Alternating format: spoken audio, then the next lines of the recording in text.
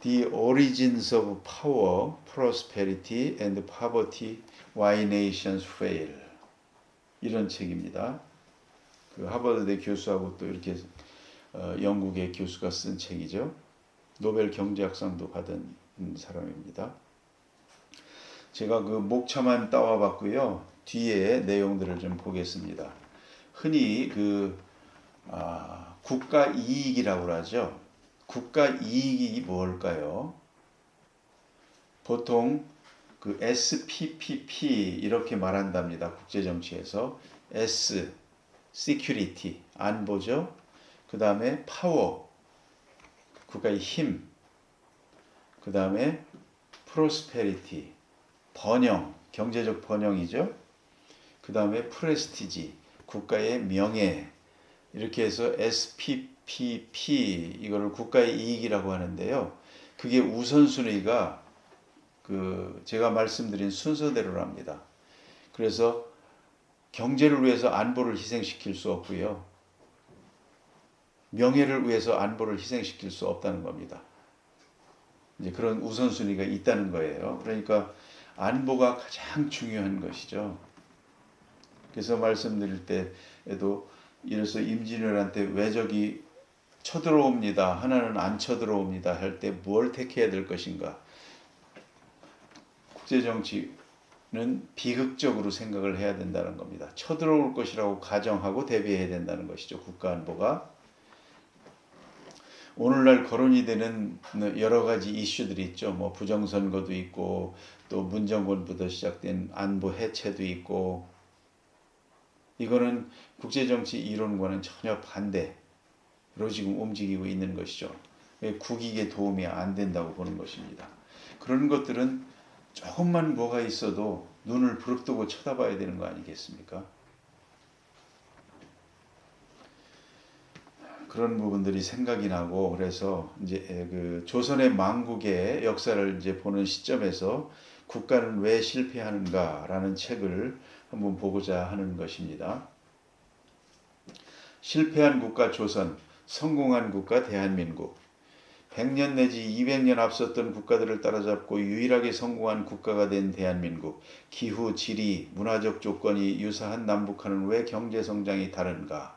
기후, 지리, 문화적 조건이 국가의 흥망성쇠에서 이제 이론으로 많이 있었는데요. 그거에 대한 비판입니다. 오른쪽 사진을 그러면서 보여주고 있습니다. 우리 남쪽에 남한이 섬으로 돼 있죠. 저 만주 대륙과 사이에는 없습니다. 그게 북한이죠. 그래서 이 차이가 무엇일까? 이 책에서는 inclusive institution과 extracting institution 이렇게 해서 포용적 제도, 착취적 제도 이렇게 번역을 했는데요. 뭐 포용 이런 것보다는 기회 균등이라는 것이 더 와닿았습니다. 그러니까 더 많은 사람들이 경제 활동을 하도록 사람을 유인하는 것. 이게 이제 그런 부분입니다. 아담 스미스의 국부론부터 시작해서 자기 이익을 추구하도록 그래서 사유재산 인정하고 열심히 돈 벌도록 국가는 최소한으로 생명과 재산만 보호해주고 개인이 열심히 일해서 돈 벌도록 그거를 다 받쳐주는 그런 시스템이라는 것이고요. Extracting institution은 약탈적이라는 것이죠. 그래서 국가가 전부 이제 세금 걷고 약탈하는 이제 그런 내용들에서 이제 국가가 실패하게 된다 그런 내용입니다. 국가는 왜 실패하는가를 쓴 노벨 경제학상 수상자들의 요지는 간단하다. 지속적으로 부강해지려면 적극적인 경제활동을 하는 개인입니다. 일할 맛이 나도록 유도하는 정치경제 제도를 구축해야 한다는 것이다. 오늘날 우리가 택한 자유민주주의 체제입니다.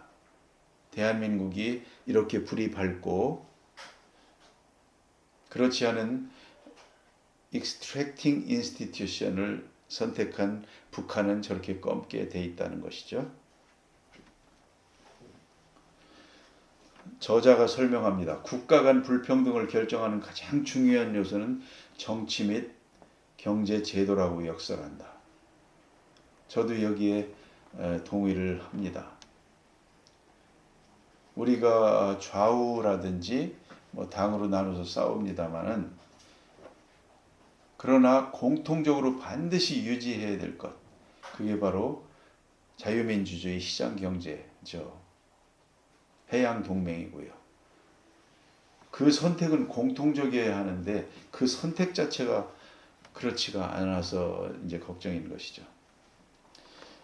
그래서 여기서 이제 설명하는 것이 그겁니다. 미국 멕시코 국경으로 나뉜 남북 노갈레스 시, 아주 사진을 보면 현격한 차이가 있죠. 빈부가.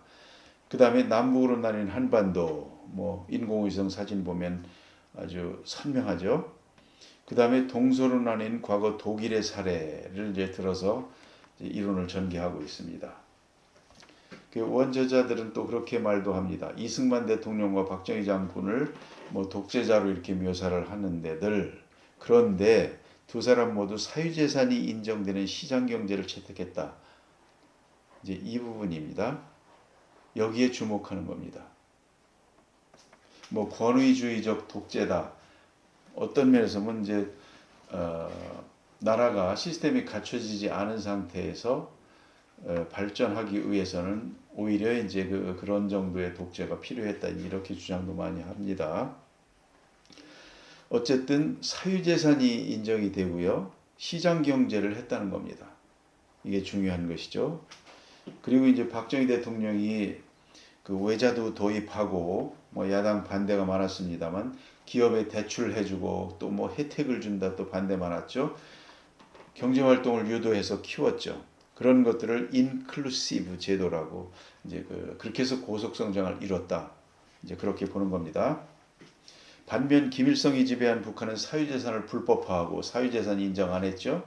농지개혁했으나 곧 다 빼앗았죠. 시장을 금지했죠. 계획경제죠. 북한 주민을 시장뿐만 아니라 삶의 모든 측면에서 자유를 제한하는 이런 그 배제 축출적 제도를 시행했다는 겁니다. 지금 우리나라도 자꾸 그런 냄새가 좀 풍겨서 사실 걱정이 됩니다. 우리의 개인적인 자유가 자꾸 이렇게 카톡 검열이라든지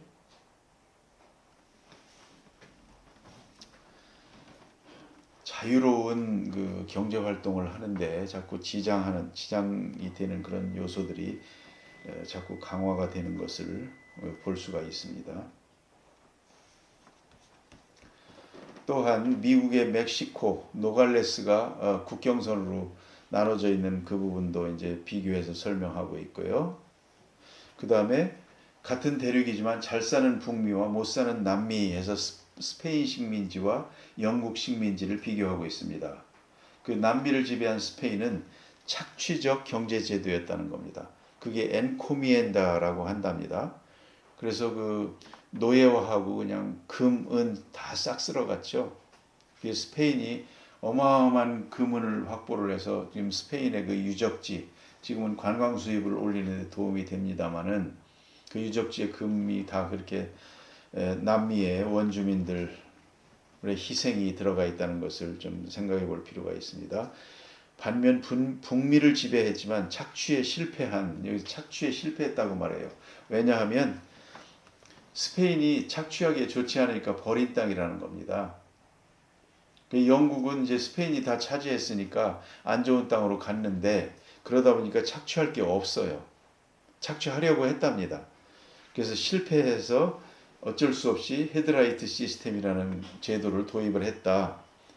그게 이제 뭐냐면 원주민 이주민들에게, 유럽에서 이주한 이주민들에게 토지 소유권을 분배하고 개척민들의 정착과 경제활동을 유도했다 이거죠.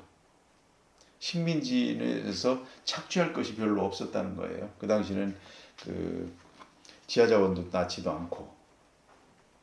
어쩔 수 없이 택한 영국의 시스템이 오늘날 미국을 만들었다는 겁니다. 참 그러네요. 그래서 포용적 제도라는 것은 개인이 능력껏 원하는 일과 삶을 추구할 수 있도록 기회가 열려있는 제도다.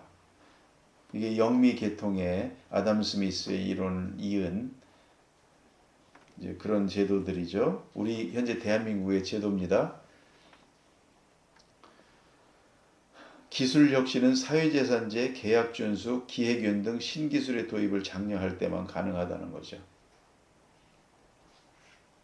왜 착취적 경제제도는 경제발전을 억제하는가? 슌페트의 창조적 파괴를 도입해서 설명하고 있습니다. 약탈적 경제제도, 정치제도는 창조적 파괴를 막을 수밖에 없답니다. 왜냐하면 기존의 경제를 혁신이 일어나면 다 파괴하고 손실이 일어나기 때문이죠. 그거를 이제 그 콩고의 수도에서 일어났던 일을 또 설명을 하고 있고요. 그 뭐 노예 관련해서 빈곤으로 전락할 수밖에 없었던 콩고의 사정을 얘기를 하고 있습니다. 유럽에서는 흑사병이 또 이렇게 문명을 다르게 나왔답니다. 서유럽 대 동유럽. 서유럽은 부국이 되고 동유럽은 가난한 나라가 되고. 왜 그랬을까? 이것도 어쩔 수 없이 영국은 척박한 땅에서 흑사병으로 인력을 잃고 그러다 보니까 임금 상승되고 그래서 노동자 법령을 만들었다. 이제 이렇게 되는 겁니다. 어디 가서 이제 그 노예를 가져올 그런 상황도 안 되고. 그런데 동유럽에서는 왜 약탈적 제도가 생겼나? 흑사병이 같이 일어났습니다. 사람이 줄었습니다. 그런데 서유럽의 농산물 수요가 급증해서 이거를 동유럽의 곡창 지대로부터 조달을 했답니다. 동유럽이 곡창지대죠. 오늘날 우크라이나도 마찬가지고요. 그래서 암스테르담에서 거래되는 수입 농산물의 80%가 동유럽 국가산이랍니다. 그러다 보니요. 게다가 동유럽은 또 그 왕실이 더 권력이 강했답니다. 그러다 보니까 그 동유럽에서는 지주들이 그 더욱더 줄어든 농민을 착취를 더 심화했다는 겁니다. 그래서 제2의 농노제를 시행한답니다. 이거를 The Second Serfdom 이렇게 이제 말한답니다. 그래서 폴란드 같은 경우도 노동의 조건이 더 열악해지고 헝가리도 그렇고 농노가 인구의 90%를 차지했답니다. 이래서 이제 동유럽은 가난해졌다. 그런 말입니다. 그런데 이런 포용적 제도라는 것이 그 뭐 서로 협의해서 된 것이냐? 그렇지 않다는 겁니다. 이해관계 충돌 속에서 치열하게 싸우면서 이루어졌다는 겁니다. 그래서 영국의 포용적 제도의 탄생을 설명하고 있고요. 그런데 그런 원인 중에 하나가 스페인이나 프랑스는 해외 식민지에서 그냥 그 정부가 독점을 했어요. 그런데 영국은 왕권이 그렇지가 못했답니다. 그래서 신데렐과의 교역을 영국 왕실이 장악을 못했답니다. 그래서 어쩔 수 없이 의회와 상의하게 되고 이제 이렇게 영국이 이제 전혀 다른 나라로 이제 생기게 되는 것이죠. 다 같이 의회는 있었지만 이렇게 차이가 있었다는 겁니다. 그 다음에 이제 잉글랜드 내전이라는 아주 그 내전을 겪고 이제 그렇게 나가죠. 크로멜. 그런 연후에 명예혁명이 이제 이루어지고 권리장전이라는 것이 있어서 이제 의회가 동의 없이 법률을 군주가 이제 의회의 동의 없이 뭘 할 수가 없는 것이죠. 세금을 이제 징수할 수 없도록. 이게 이제 시작이 되는 것이죠. 그리고 영국 은행이라는 국가 은행을 설립을 해서 개인이 그 기업하는데 돈을 빌려줍니다. 이것 또한 굉장히 중요한 역할을 이 대영 제국이 되는 그 결과가 대영 제국의 탄생으로 이어졌다는 것입니다. 그러면 이 대영 제국은 또 어떻게 되는가? 국가가 강력해야만 이런 그 징세라든지 이런 것들을 시행할 수 있다는 겁니다. 그 권력이 약하면 이런 걸 강력하게 시행할 수 없는 것이죠. 사실로 우리가 이승만 정권과 박정희 정권에서도 권위주의적인 독재를 해야만 이렇게 이루어지는 것이죠. 대표적인 게 싱가포르 아닙니까? 이관유 수상. 생각해보면 다 이해가 되는 부분이죠. 그래서 강력한 국가가 이제 대영 제국이 있는 겁니다. 근데 이제 물품세도 징수하고 이래가지고요. 국가 재정이 얼마나 튼튼해졌느냐. 국민소득의 10%까지나 올랐답니다. 보통 뭐 국가 재정은 1%도 1% 되나요? 그렇게 적은데 10%까지 됐다니까 얼마나 영국 그 대영 제국의 국가 재정이 튼튼했는지를 알 수가 있죠. 사유재산제를 공고화합니다. 이게 아주 중요하답니다. 그 다음에 이제 너무도 중요한 특허제도가 도입이 되죠. 지적재산권을 뭐 14년간 이렇게 보호를 해줬답니다. 영국에서. 그래서 특허를 발명하고 뭐 제임스 와트가 전기기관의 스티븐슨이 뭐 그래서 그 사무엘 스마일스가 쓴 거 있죠. 그 자조론, 인격론 뭐 이런 책들 있지 않습니까? 유명한. 그래서 거기 보면 자조론에 보면 그 영국의 개인이 얼마나 기술 개발을 해서 특허를 얻고 산업을 발전시켜서 산업혁명을 했는지 이제 그런 노력들이 기업들의 사례들을 이제 쭉 기술하고 있지 않습니까? 그런 게 가능했던 것이죠. 특허제도. 이건 이제 미국에서 또 이제 한번 빛을 발합니다. 그 다음에 영국 은행, 이 국립은행이 사유재산제와 특허제도를 통한 지적재산권 보호와의 필요자금을 은행에서 대출해 준다. 이렇게 했다는 겁니다. 결과가 산업혁명으로 이루어집니다. 이게 미국으로 계승됐는데 산업혁명에 특히 특허와 관련된 것에 링컨이 또 아주 깊이 관심이 있고 관련이 있습니다. 에디슨이 발명하게 되고 그래서 미국의 특허 제도에서는 링컨을 또 얘기를 해야 됩니다. 그렇게 되죠. 우리가 전에 보았던 조선 말기의 여러 가지 내용들과는 어떻습니까? 비교해 보니 너무 천양지차죠. 그렇습니다. 그래서 창조적 파괴를 두려워해 실패한 오스만 제국도 소개하고 있고요. 또한 창조적 파괴를 두려워해 실패한 나라, 명나라, 청나라에 대해서도 설명을 하고 있습니다. 강희제, 옹정제, 걸륭제 해서 135년에 강건치세, 청나라 최고의 전성기. 그때 외국에서 사신이 와서 무역하자 했을 때 청나라 황제의 답이 이렇답니다.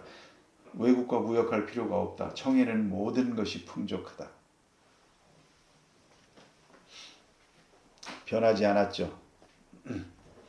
자, 이제 한국의 포용적 제도에 진화합니다. 실패한 국가 조선. 뭐 앞서 설명한 부분 충분히 이해가 될 것입니다. 그렇게 돼 있고 성공한 국가 대한민국 해서 그 통계 수치를 또 이렇게 보여주고 있습니다.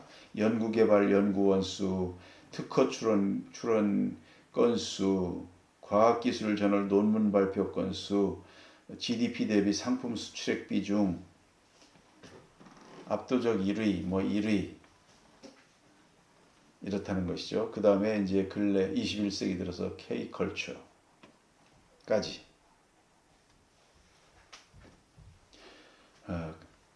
이와 관련해서 KBS에서 2014년에 방영한 그 다큐가 있습니다. 제가 제목만 이렇게 한번 다뤄봤고요. 한번 보시면 도움이 될 것으로 봅니다. 이번에는 인류 역사를 변화시킨 산업혁명 관련해서 혁명들에서 서울대 김태유 교수님 있었죠. 그분의 이제 쓰신 책들 제가 가지고 있는 것 쭉 해봤죠. 그 사진을 찍은 것이고 뭐 아래쪽에 사피엔스 총균세 제3의 물결 이렇게 해서 인류 역사의 그 흐름 산업의 흐름이라든지 이런 내용들을 전체적으로 포괄적으로 다룬 책들 한번 같이 참고를 했습니다. 농업혁명이란 해서 이제 농업혁명에 대해서 설명, 채집경제에서 생산경제로 그렇게 된 겁니다. 그런데 농업혁명일까요, 과연? 채집경제보다 그 농업경제 때 정체가 더 심했답니다. 세계 인구도 안 변했고요. GDP도 그렇고 성장이 없는 농업사회였답니다. 한계 생산 체감의 법칙이라는 게 있죠. 그래서 감속하는 농업사회. 이제 인구가 늘 수가 없다는 것입니다. 그래서 농업사회의 재앙이라고까지 표현할 세 가지를 말하고 있습니다. 수직적 신분과 착취, 계급에 대한 것을 이제 보면 고대에 찬란했던 문화유산이 있지만 그게 어떻게 해서 만들어졌을까요?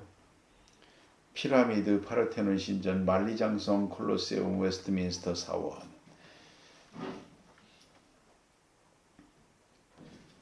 착취와 불평등의 사회, 신분제도가 탄생했다고 이제 설명하고 있습니다. 자발적 참여가 아닌 강요된 동원. 이렇게 왕, 귀족, 사제, 기사, 농민 계급도 생기고요.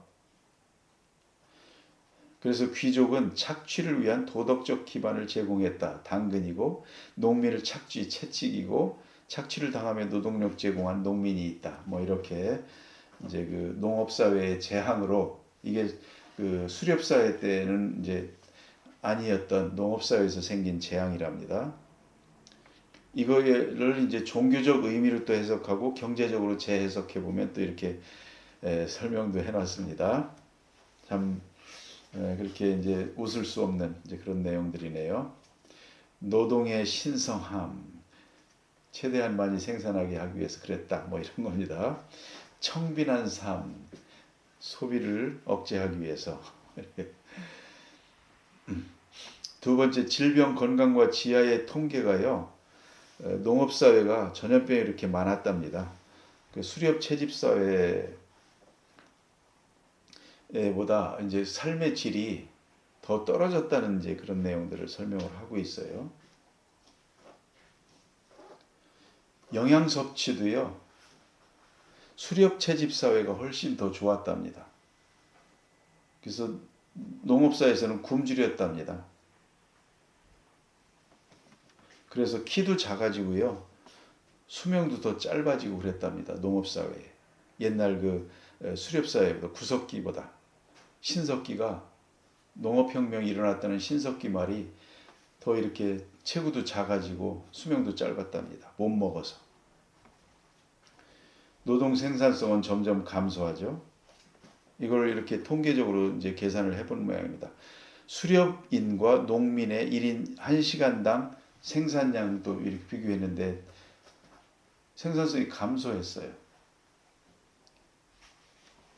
우리의 상식과는 좀 이제 그 다르게 이렇게 이제 그런 통계를 보여주고 있습니다.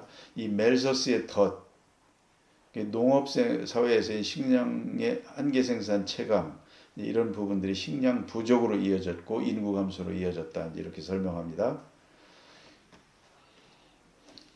인구 증가는 기하급수적인데 대기근 식량 생산 이제 이렇게 됐다는 것이죠. 성장의 한계가 있었다. 그게 언제까지? 산업혁명 이전까지. 세 번째로 농업사회의 재앙입니다. 끊임없는 전쟁을 그래서 일으켜야만 됐답니다. 감속하는 농업사회, 성장의 정책, 다른 나라에 가서 빼앗아 와야죠. 전쟁입니다. 그래서 농업제국, 고대 로마의 전쟁이 이렇게 많았고요. 정복, 약탈을 통한 한계 생산 체감을 극복한 것이죠.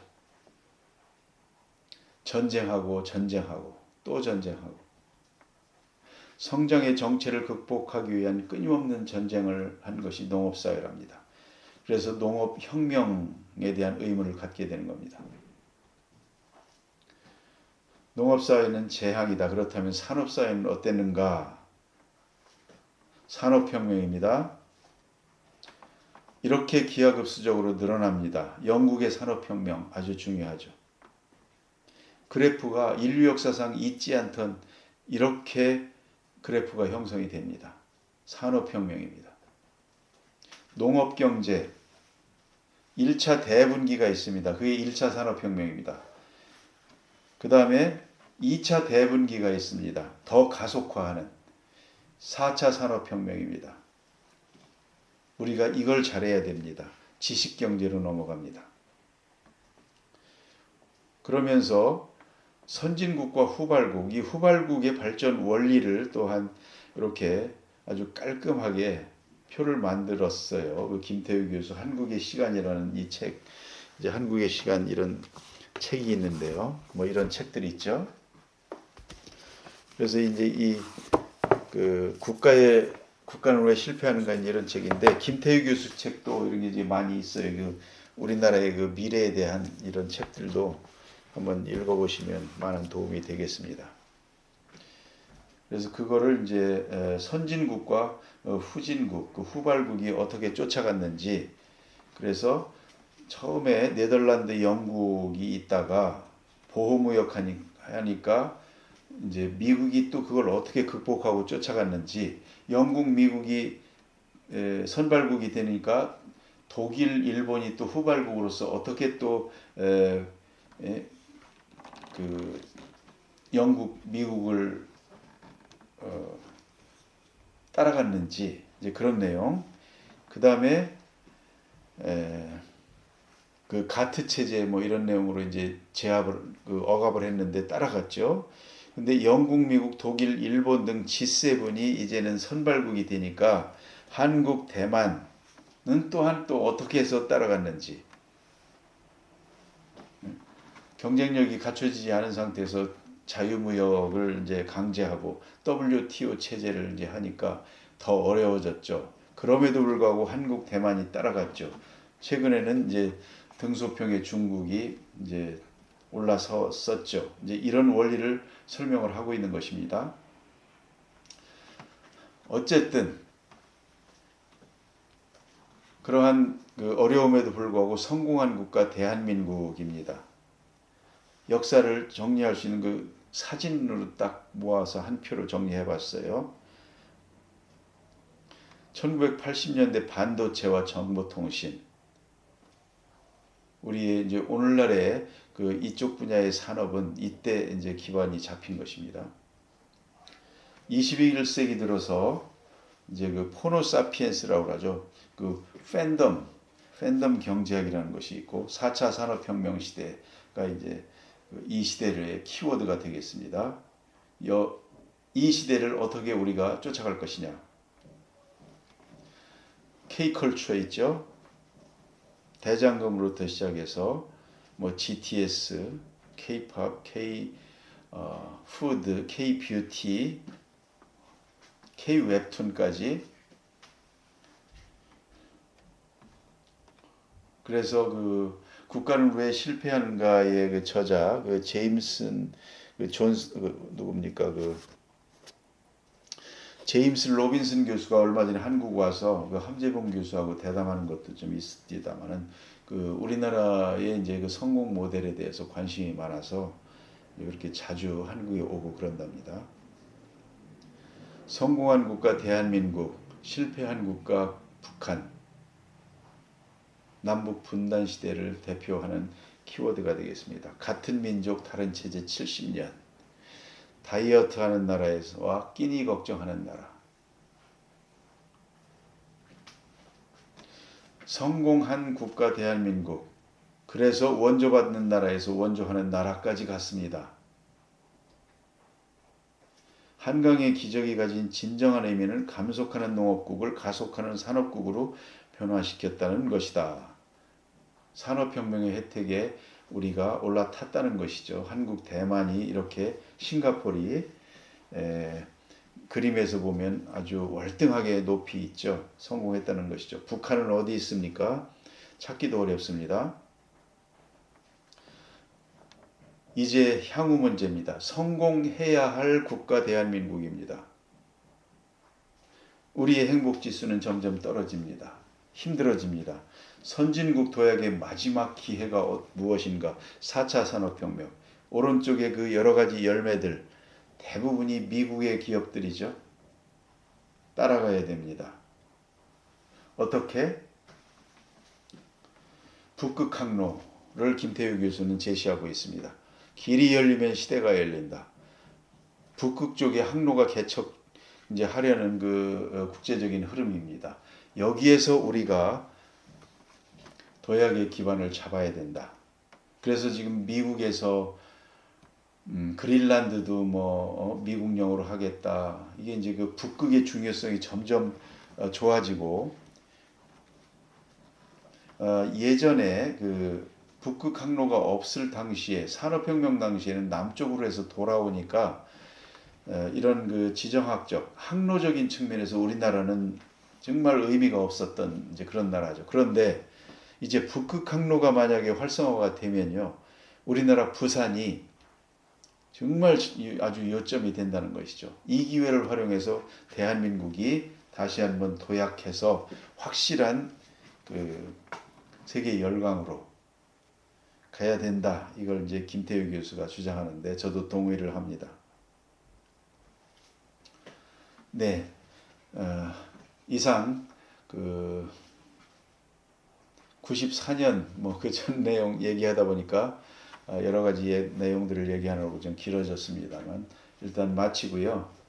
잠깐 쉬었다가 그 이승만이 들어간 그 배제 학당에 대해서 또 시간을 갖도록 하겠습니다.